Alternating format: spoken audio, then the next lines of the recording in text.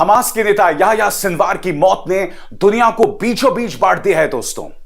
America अब यह उम्मीद कर रहा है कि याह्या सिनवार की मौत के बाद इसराइल और हमास के बीच जो युद्ध चल रहा है वो खत्म हो जाएगा और शांति को एक नया मौका मिलेगा। मगर बड़ा सवाल कि क्या याह्या सिनवार की मौत के बाद युद्ध खत्म हो जाएगा? कौन है याह्या सिनवार का उत्तराधिकारी? ये तमाम सवालात हैं दोस्तों जिनका जवाब जानना बहुत जरूरी है।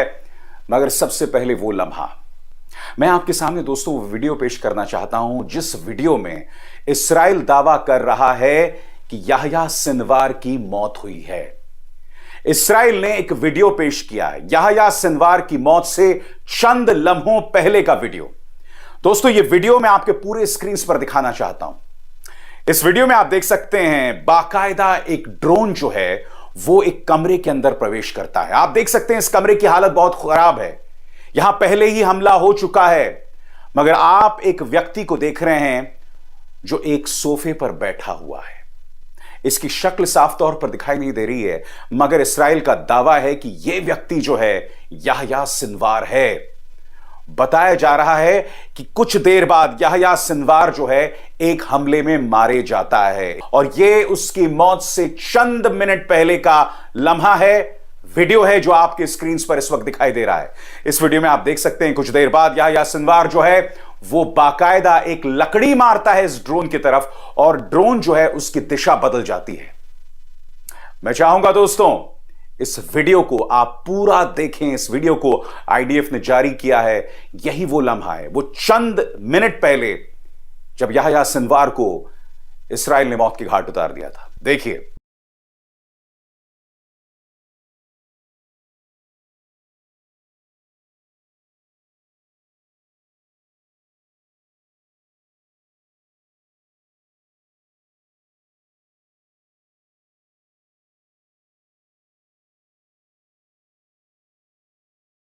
दोस्तों जहां इसराइल इसे एक बहुत बड़ी जीत बता रहा है और जैसे मैंने आपको बताया जो बाइडेन ने, अमेरिकी राष्ट्रपति जो बाइडेन तक ने इस मुद्दे पर प्रतिक्रिया दी है और वो भी जर्मनी जाकर। जी हां, इससे पता चलता है कि इस व्यक्ति की मौत कितनी बड़ी खबर है। मैं आपको सुनवाऊंगा कि अमेरिकी राष्ट्रपति जो बाइडेन ने क्या कहा, मगर सबसे पहले बेंजामिन नेतन्याहू। मौत के बाद बेंजामिन नेतन्याहू सामने आते हैं और कहते हैं कि हमने शैतान को मार दिया और जो भी व्यक्ति इस्राइल की तरफ आंख उठाएगा उसका यही हाल किया जाएगा। मैं आपको बतलाना चाहूंगा दोस्तों कि आज से एक साल पहले 7 अक्टूबर 2023 में जब इस्राइल में हमास ने हमला किया था तो इस्राइल इस शख्स याह्या सिनवार को उसका मास्टरमाइंड मानता है। सुनिए बेंजामिन नेतन्याहू ने क्या कहा। אזרחי ישראל, לפני שנה חגגנו את חג הסוכות. באותה עת בדיוק יחיא סנוואר עסק בהכנות האחרונות לטבח ה7 באוקטובר. אני ניצב בפניכם היום כדי לבשר לכם שיחיא סנוואר חוסל.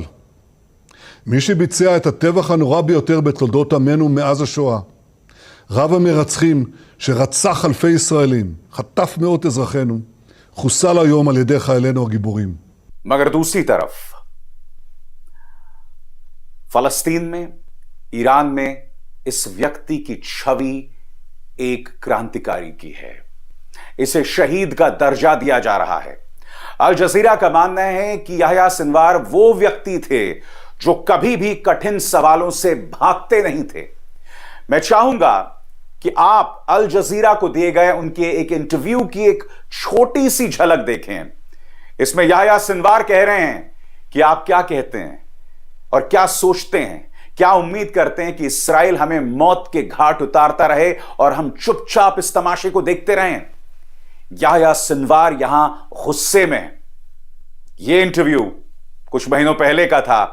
सुनिए याह्या सिनवार क्या कहते हैं। إسرائيل التي تمتلك ترسانة الحرب الكبرى اللي فيها أدق الأسلحة وأعتى الطائرات تقتل أطفالنا ونسائنا بعمد وتقصد وهي تريد ذلك، لا يمكن أن يقارن بمن يقاوم ويدافع عن حقه بأسلحة بسيطة. إحنا لو كان لدينا القدرة على أن نضرب صواريخ دقيقة وموجهة تصل إلى أهداف عسكرية لما ضربنا هذه الصواريخ، لكن احنا مضطرين أن ندافع عن شعبنا بالوسائل المتاحة لدينا. هذا ما هو متاح لدينا. ماذا نستطيع أن نفعل؟ هل نرفع الراية البيضاء؟ نحن لن نرفع الراية البيضاء. هل مطلوب منا أمام العالم أن نقتل وأن نكون الضحية الطيبة حسنة الأخلاق التي تقتل دون أن يرتفع لها صوت؟ هذا غير ممكن بالمطلق. نحن قررنا أن ندافع عن شعبنا بما मैं आपको याद दिलाना चाहूंगा दोस्तों, इस्माइल हानिया हमास का वो नेता जिसे इसराइल ने अब से कुछ दिनों पहले मौत की घाट उतार दिया था और याह्या सिनवार जो थे उनके उत्तराधिकारी थे. उनकी मौत को लेकर तमाम एजेंसीज में क्या खबरें आ रही हैं, एक एक शब्द पर दोस्तों गौर कीजिएगा. इसराइल का कहना है कि उसके सैनिकों की एक टुकड़ी बुधवार को रफा के ताल अल सुल्तान में गश्त पर थी. इसी दौरान कार्रवाई में सिनवार मारे गए. सिनवार की मौत की घोषणा करते हुए इसराइल के प्रधानमंत्री बेंजामिन नेतन्याहू ने कहा कि शैतान को बहुत बड़ी चोट दी है उन्होंने. इसराइल सिनवार को 7 अक्टूबर 2023 के लिए हुए हमास के हमलों का मुख्य साजिशकर्ता बताता था. दोस्तों, वहीं हमास ने सिनवार की मौत की खबर की पुष्टि की है और उन्होंने सिनवार को एक शहीद बताया है. और जैसे मैंने बताया दोस्तों, यह खबर अपने आप में बहुत बड़ी है. अमेरिकी राष्ट्रपति जो बाइडेन जर्मनी पहुंचते हैं जहां उनका स्वागत किया जाता है.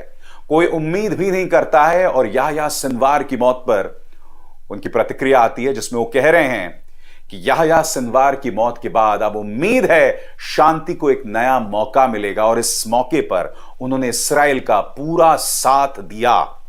सुनिए जो बाइडेन क्या कह रहे हैं. The death of the leader of Hamas represents a moment of justice. He had the blood of Americans and Israelis, Palestinians and Germans and so many others on his hands. I told the Prime Minister of Israel yesterday, let's also make this moment an opportunity to seek a path to peace, a better future in Gaza without Hamas. मैं आपको Yahya Sinwar की 2 तस्वीरें दिखाना चाहता हूं दोस्तों.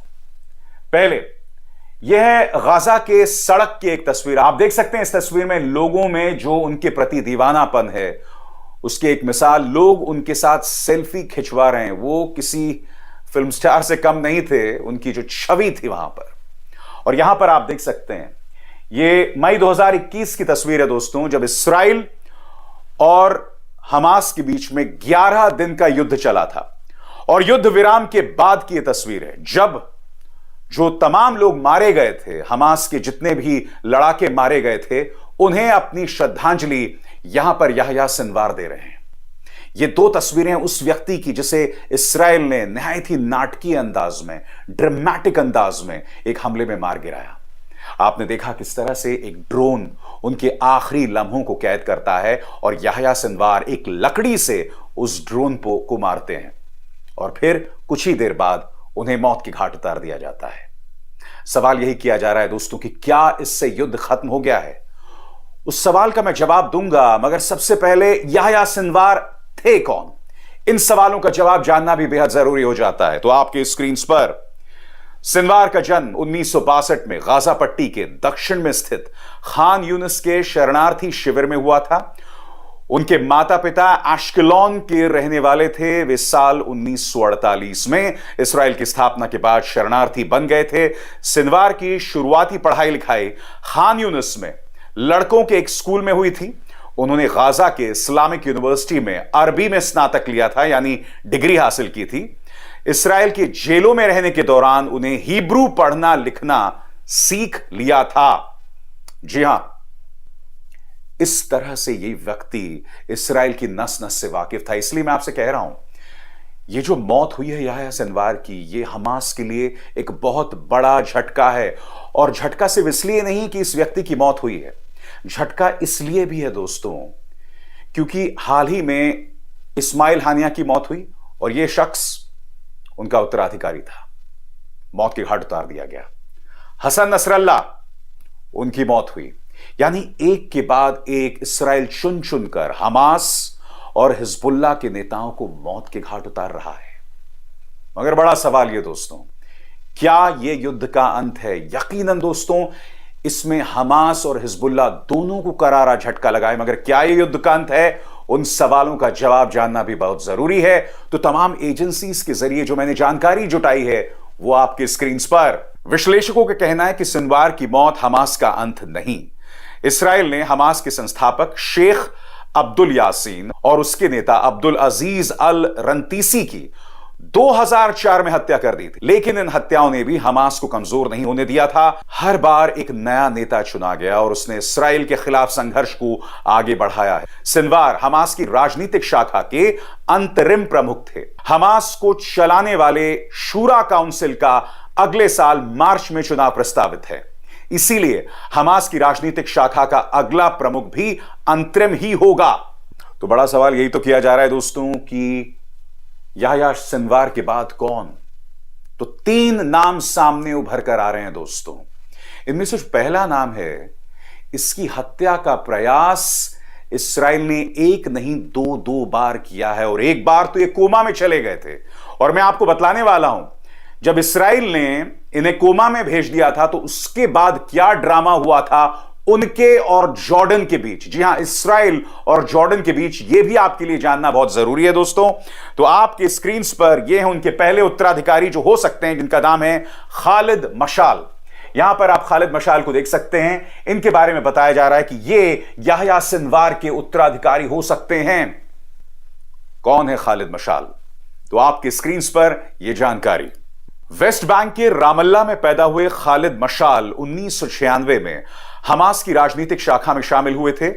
वो Gaza से बाहर रहते थे। मशाल हमास के संस्थापकों में से एक हैं। मशाल की प्राथमिक शिक्षा उनके गांव में ही हुई थी। वहां से उनका परिवार कुवैत चला गया था। वहां उन्होंने अपनी प्राथमिक और माध्यमिक शिक्षा पूरी की। मशाल की छवि उदारवादी नेता की है। और जैसा मैंने आपको बताया दोस्तों, इस व्यक्ति की हत्या का प्रयास किया गया था और मशाल जो हैं वो कोमा में चले गए थे और कोमा से बाहर आने का एक ही रास्ता था। इसराइल ने उन्हें मौत के घाट उतारने की कोशिश की और इसराइल के हाथ में ही वो दवा थी जिसके जरिए वो बच पाए। सुन के बहुत अजीब लगता है दोस्तों, मगर चलिए इस बारे में मैं आपको जानकारी देता हूं। आपके स्क्रीन पर इसराइल की खुफिया एजेंसी मोसाद ने 1997 में उन्हें निशाना बनाया। मोसाद के 10 एजेंट नकली कनाडाई पासपोर्ट पर जॉर्डन में दाखिल होते हैं।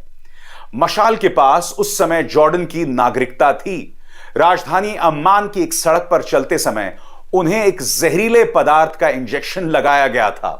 तो देखा दोस्तों, गोली नहीं मारी बल्कि जहरीले पदार्थ का इंजेक्शन उनको लगाया गया था। इसके बाद मशाल की मौत तय थी। उन्हें अस्पताल में भर्ती करा दिया गया था। जॉर्डन उनकी देखभाल कर रहा था, मगर समस्या यही थी कि जो जहरीला इंजेक्शन लगाया गया था उसका एंटीडोट, उसका इलाज सिर्फ इसराइल के पास था। सही सुना आपने दोस्तों, सिर्फ इसराइल के पास था। तो हुआ क्या? आपके स्क्रीन पर जॉर्डन के अधिकारियों ने हत्या के इस प्रयास का पता लगाया। उन्होंने इसमें शामिल मोसाद के 2 एजेंटों को गिरफ्तार कर लिया था। उस समय जॉर्डन के राजा हुसैन ने इस्राएली प्रधानमंत्री से मशाल को दिए गए जहरीले पदार्थ का एंटीडोट यानी इलाज मांगा था। लेकिन नेतन्याहू ने पहले तो इस अनुरोध को अस्वीकार कर लिया, लेकिन अमेरिकी राष्ट्रपति बिल क्लिंटन के दखल पर वो इसे देने के लिए मजबूर हो गए। इसके 2 साल बाद जॉर्डन में इस्राएली एजेंटों ने उन्हें एक बार फिर धीमा जहर दे दिया। इससे वे कोमा में चले गए। लेकिन जॉर्डन के साथ राजनयिक रिश्तों के तहत इसराइल ने उन्हें एंटीडोट दिया। इससे उन्हें बचा लिया गया। तो आपकी स्क्रीन पर पूर्व अमेरिकी राष्ट्रपति बिल क्लिंटन। जी हां, बिल क्लिंटन के दखल की वजह से ही मशाल बच पाए। और जैसे मैंने बताया, एक नहीं 2, पहले इंजेक्शन लगाया जाता है, उसके बाद धीमा जहर दिया जाता है। आपने देखा इस व्यक्ति के जहन में कहीं ना कहीं इसराइल का ये जो चेहरा है, इसराइल की ये जो काबिलियत है वो हावी है। देखना यह है कि क्या खालिद मशाल याह्या सिनवार की जगह ले पाते हैं। इनके अलावा 2 और नामों का जो है जिक्र किया जा रहा है दोस्तों, उस पर मैं आपका ध्यान खींचना चाहूंगा। पहला नाम है खलील अल हया और दूसरा नाम है अब्दुल्ला बरगूती। खलील अल हया, अब्दुल्ला बरगूती, ये 2 नाम हैं। सबसे पहले मैं बात करना चाहूंगा खलील अल हया की। खलील अल हया सिनवार के राजनीतिक शाखा का प्रमुख बनने से पहले उनके नायब के रूप में काम करते थे, लेकिन अब सिनवार की मौत के बाद उन्हें उनका उत्तराधिकारी माना जा रहा है। वो कतर में रहते हैं। इस्राएली हमले में उनके परिवार के सदस्यों की मौत हो चुकी थी। खलील अल हया उन्हें कई लोग अभी से उत्तराधिकारी मान रहे हैं। खलील अल हया के अंदर इसराइल को लेकर बेतहाशा नफरत है, क्योंकि इसराइल ने उनके पूरे परिवार को, सही सुना आपने दोस्तों, उनकी बीवी, बच्चों, सबको मौत के घाट उतार दिया था। यह व्यक्ति अकेला बचा हुआ है और उसके अंदर इसराइल के लिए बेतहाशा नफरत है। मगर इस वक्त नफरत से काम नहीं चलने वाला है। हमास जानता है कि उन्हें ऐसा प्रमुख चाहिए जो जिंदा रहे, नंबर 1। नंबर 2, बहुत जरूरी हो जाता है कि वो इस्राएली रणनीति का जवाब दे अपनी सोच से। और इसके बाद जो दूसरा और आखिरी नाम आता है वो है अब्दुल्ला बरगूती। अब्दुल्ला बरगूती को इंजीनियर के नाम से जाना जाता है। उन्हें डेटोनेटर से लेकर आलू तक के विस्फोटक बनाने में महारत हासिल है। उनका जन्म 1972 में कुवैत में हुआ था। वे 1990 में दूसरे खाड़ी युद्ध के बाद जॉर्डन चले गए थे। बरगूती ने दक्षिण कोरियाई विश्वविद्यालय के इलेक्ट्रॉनिक इंजीनियरिंग की पढ़ाई की थी। बाद में वो अल कासिम ब्रिगेड में शामिल हो गए थे। इस्राएली सुरक्षा बलों ने 2003 में उन्हें गिरफ्तार कर लिया था। बरगूती को इस्राएल के इतिहास में सबसे लंबी सजा सुनाई गई थी। उन्हें 67 आजीवन कारावास और 5200 साल की जेल की सजा सुनाई गई थी। उन्होंने प्रिंस ऑफ शैडो नाम से किताब भी लिखी है। तो ये वो तमाम नाम हैं जिन्हें याह्या सिनवार के उत्तराधिकारी के तौर पर देखा जा रहा है। मगर दोस्तों, बड़ा सवाल, इस्राएल इस वक्त हर लम्हे, हर दिन हमास पर हमला कर रहा है। एक एक चीज पर उसकी निगाह है। आप देख रहे हैं, हानिया, नसरल्ला, एक एक करके, यहां तक कि ईरानी सेना के गार्ड कोर के जो प्रमुख थे, एक बड़े जनरल थे, उन्हें भी इस्राएल ने मौत की घाट उतार दिया था। इस वक्त सबकी निगाह इस बात को लेकर है कि ईरान के खिलाफ इस्राएल किस तरह का हमला करने वाला है। सबकी निगाह इसी बात पर बनी हुई है। इसलिए दोस्तों, घटनाक्रम बहुत दिलचस्प हो गया है और इसकी जानकारी मैं आप तक पहुंचाता रहूंगा। और जाते जाते एक प्रतिक्रिया। दोस्तों, जो जानकारी मैं आपको पहुंचाता हूं यहां पर मैं किसी पक्ष का समर्थन नहीं कर रहा हूं। जो गलत करेगा मैं उसका विरोध करता हूं। याद कीजिएगा, आज से 1 साल पहले जब हमास ने बेकसूर इस्राएली नागरिकों पर हमला किया था, मैंने उसकी आलोचना की थी। और उसके बाद जब जब इस्राएल ने अत्याधिक बल प्रयोग किया, मैंने उसकी आलोचना की और मैंने कहा है कि हमास ने तो एक हमला किया, मगर उसके बाद इस्राएल ने गजा में हजारों लोगों को मौत की घाट उतार दिया। और वो वहां नहीं रुका, फिर वो लेबनान पहुंच गया। वहां अब तक 2 से 2.5 हजार लोग मौत की घाट उतारे जा चुके हैं। इस्राएल जो कर रहा है वो अपने आप में कोई आतंकी हरकत से कम नहीं है। इसलिए जो जानकारी मैं आप तक देता हूं उसे जानकारी के तौर पर लीजिए और उस जानकारी से अपनी जानकारी दुरुस्त कीजिए। जी हां, इस देश में सबसे बड़ी दिक्कत यह है कि आप और हम जो है ना, व्हाट्सएप यूनिवर्सिटी से बहुत ज्यादा प्रेरित हैं। जो जानकारी मैं आप तक पहुंचा रहा हूं, बहुत मेहनत से, बहुत शिद्दत से दुनिया की बड़ी बड़ी एजेंसीज के हवाले से पहुंचा रहा हूं। इसीलिए ध्यान से सुनिए और ज्यादा से ज्यादा इसे शेयर कीजिए। अभिसार शर्मा को दीजिए इजाजत। नमस्कार। स्वतंत्र और आजाद पत्रकारिता का समर्थन कीजिए, सच में मेरा साथी बनिए। बहुत आसान है दोस्तों, इस ज्वाइन बटन को दबाइए और आपके सामने आएंगे ये 3 विकल्प। इनमें से एक चुनिए और सच के इस सफर में मेरा साथी बनिए।